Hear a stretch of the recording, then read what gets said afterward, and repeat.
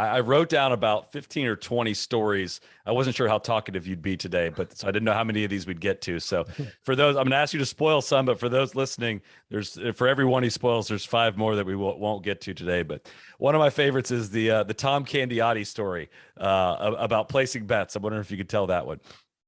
Yeah, this was wild. I mean, so Candiotti was a big league baseball player. He retired. He's living in Scottsdale and playing out of Whisper Rock. And when Phil was doing the same. And so on the opening day of the NFL, around the turn of the century, Phil gets like 8 or 10 dudes. They pile into the Gulf Stream. They fly to Vegas. They get up really early, before the games.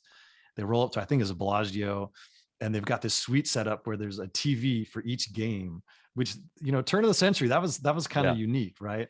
And so, and there's this huge breakfast spread. And so then they go down to the sports book, and Phil had actually like written out a tip sheet for each guy, like his take on each game, which is hilarious, and put a lot of thought into it. And so they go down to the sports book to place their bets, and people are kind of milling around. Like, they don't know what's the protocol. Phil's the host. We should let him go first, right? As a showing of whatever respect. And Phil's like, no, you guys go ahead, because when I place my bets, it might move the line. And it's an unbelievable thing to say, and it's probably true. And it tells you like how deep the waters that he swims in. So they all place their bets, and Candiotti's like, he's with Jason Kidd's there too, the basketball player. And they're like, God, how much should we bet? I don't know. Like, I'll bet $1,000. I don't want Phil to think I'm a pussy, but that was a lot of money. Like, oh my God, $1,000 a game. Anyway, Phil's going a lot deeper than that. So they go back up to the suite. And I mean, it just sounds like the ultimate, like it's a frat party with an unlimited budget. They're tossing a football around. They're tackling each other on the couches. Like, it's just, I mean, it's really funny to imagine. And so now the games start. And then, according to Candiotti, like things get serious, and Phil's like locked in. He's watching 8 games at once. Phil sweeps every game. He wins every bet. And according to Candiotti, he's up over $1 million. That's in 3 hours, right? Like that is, I mean, that's, 2001 money. And then Phil does great in the afternoon too. So he's up well over $1 million in one day of betting.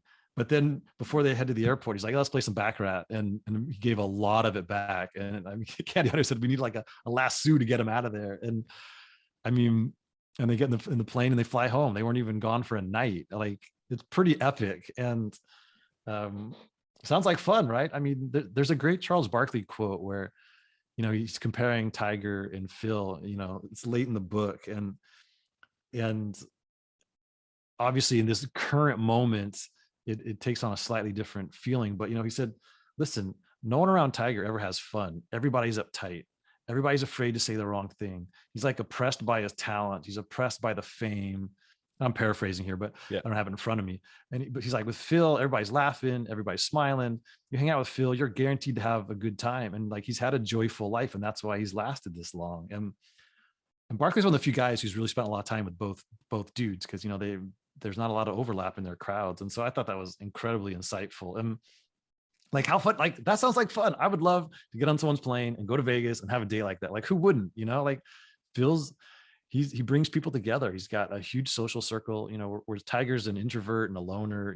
Phil is an extrovert, and he thrives on the juice. And, I saw him at the bar at the Madison Club years ago. And I mean, he's holding court with 20 dudes.